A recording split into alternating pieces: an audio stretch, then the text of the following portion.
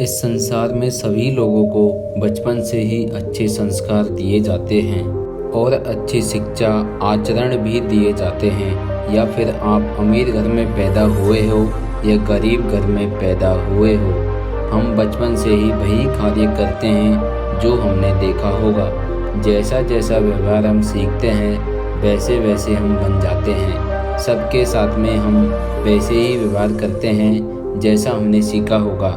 एक बालक जब जन्म लेता है तो वो किसी भी प्रकार का व्यवहार नहीं करता, पर वह जैसे जैसे बड़ा होता है वैसे ही वो व्यवहार करने लगता है। जैसे अपने परिवार में देखता है वैसे ही वो करने लगता है। सब लोगों को अपना जीवन अच्छा लगता है, पर जैसे जैसे बड़े हो जाते हैं सब कुछ अच्छा नहीं लगता, सब कुछ अजीब सा लगने लगता है। आखिर ऐसा क्यों होता है? यह सारा खेल मन का है।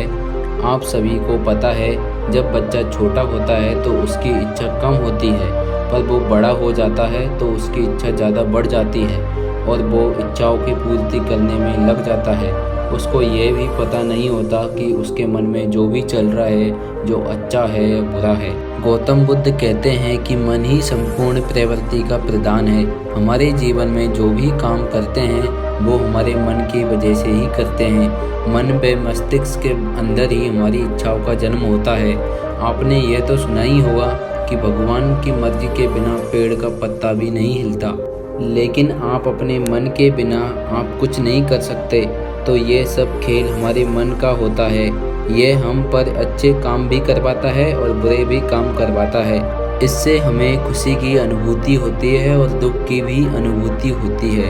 मन हमें विचारों में भटका भी सकता है और हमारे अंदर लालच भी पैदा कर सकता है। मन हमको रास्ता दिखाता है, पर वो रास्ता सही है या गलत हमारा मन इसे समझ नहीं पाता है।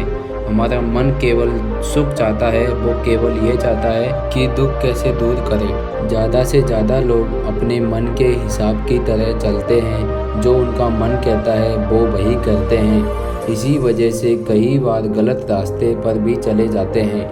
अब आप ये सोच रहे होंगे कि हमारा मन हमारे साथ ऐसा क्यों करता है, ऐसा हमारे साथ मन खेलता क्यों है। आइए और समझते हैं एक छोटी सी कहानी से। आप सब इस कहानी को अंत तक देखना और सुनना, तभी आपके मन के बारे में प्रश्न है उसका जवाब मिल जाएगा।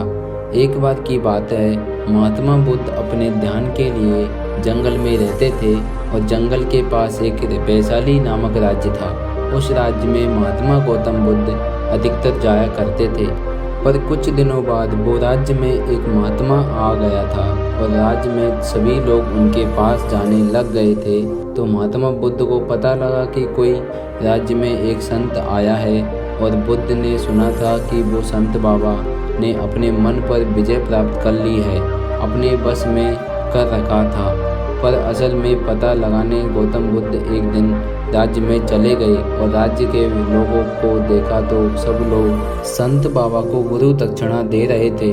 तब जाके समझ आ गया कि कोई संत सही नहीं है, यह तो धन कमाने के लिए आया है।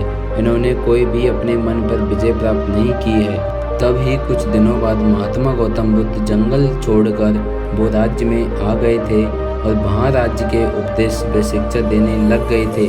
वो गौतम बुद्ध राज्य के लोगों को कुछ भी धन व गुरु दक्षिणा नहीं लेते थे।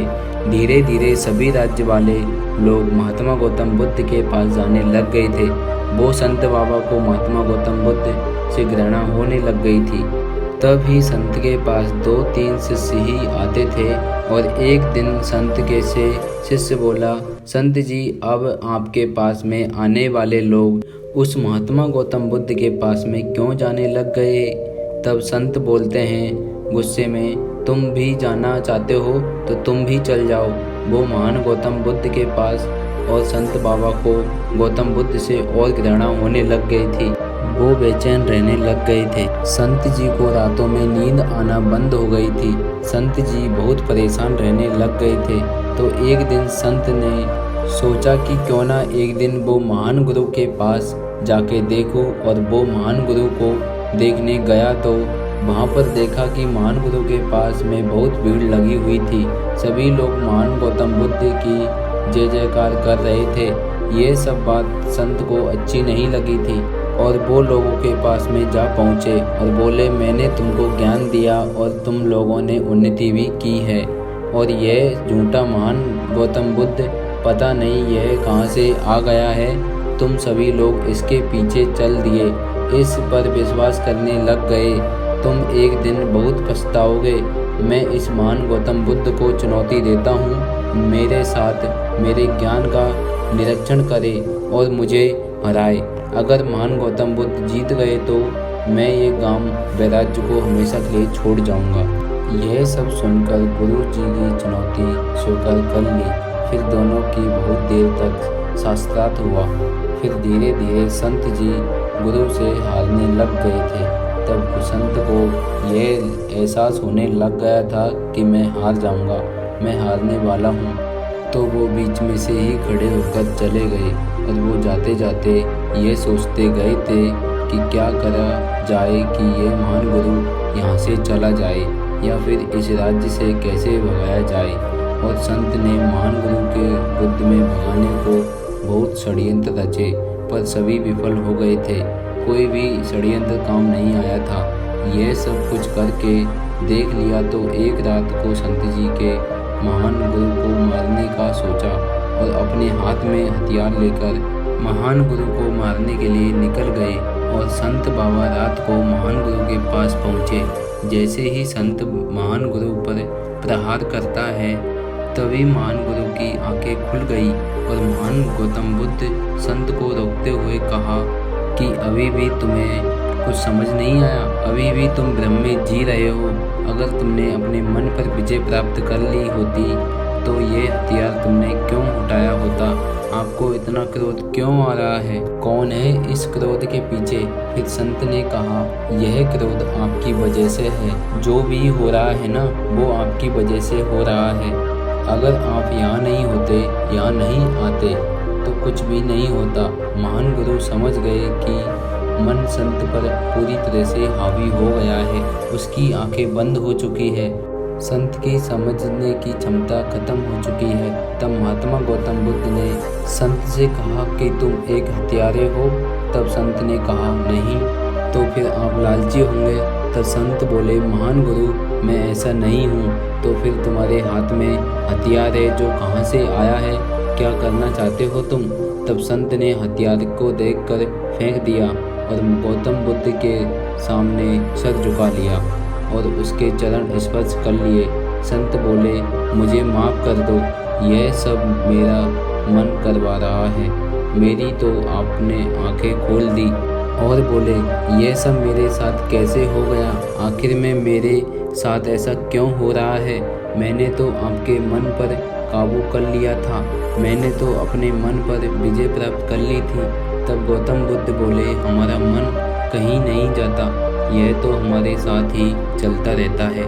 और जब तुम हारते हो तो तुम्हें जीतने का सपने दिखाता है, और तुम जीतते हो तो तुम्हें हारने के डर से डराता है, तुम्हें सफलता के लिए प्रेरित करता है और तुम्हें असफलता के लिए डर से डराता भी है, और तुम्हारे अनुचित कार्यों को भी करवाता है। और जब तुम मन को काबू करना चाहते हो तो यह मन तुम्हें भ्रम में ही रखता है कि तुमने मन को काबू कर लिया है, और समय आने पर यह मन तुम्हें ही काबू कर लेता है, और समय आने पर यह मन तुम्हें ही काबू कर लेता है।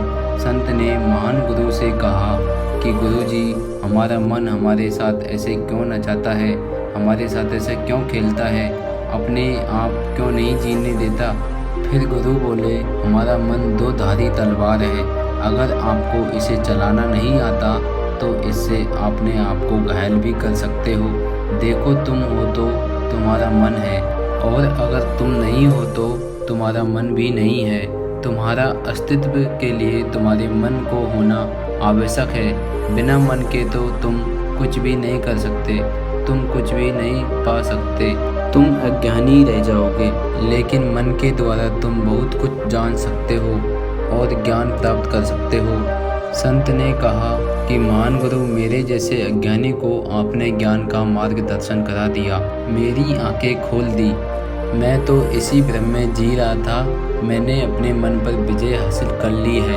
आपका बहुत बहुत धन्यवाद। दोस्तों, हम अपने जीवन में अपने मन की बात सुनकर सब कुछ करते रहते हैं। जो भी हमारा मन हमें बोलता है वैसे ही हम करने लग जाते हैं, लेकिन हम ये भी नहीं सोचते कि उसका परिणाम क्या होगा। हम मन से ऊपर उठकर जानने की न तो कोशिश करते हैं और ना ही हमें काम में लेना चाहते हैं, और हम अपने आप के अनुसार ही, अपने मन के अनुसार ही अपना पूरा जीवन बिताते रहते हैं। वास्तव में हमारा मन तो हमारी इच्छा की पूर्ति के लिए, हमारे कार्य के लिए एक रास्ता दिखाता है। इसका सही कार्य है या अच्छा बुरा है, इसका परिणाम क्या है, हम इस कार्य को सफल कैसे करें, कार्य तक पहुँचे, ये काम मन का नहीं है। मन तो अच्छा या बुरा का दोनों रास्ता दिखाता है, लेकिन हम अपनी बुद्धि व समझ का प्रयोग करके अच्छे या बुरे का निर्णय ले कर सकते हैं। जैसे जब एक प्रेमी अपने प्रेमिका से बिछड़ता है तो उसकी बुद्धि व समझ खत्म हो जाती है, और जैसा उसका मन उसको करने को बोलता है वैसा ही वो करने लगता है, क्योंकि उसके अंदर का डर उत्पन्न हो जाता है और उसी वक्त उसका मन उस पर हावी हो जाता है। फिर हम अच्छे रास्ते को छोड़कर बुरे रास्ते पर चल देते हैं। अगर मन पर काबू कर लिया जाए तो ये आपको अच्छी ऊंचाई तक ले जाएगा, आपको ये सफल व्यक्ति बनाएगा। इसलिए आपको अपने मन पर जितना हो सके उतना काबू रखो। अगर ऐसा कर लिया तो समझो आपका जीवन सफल बना दे।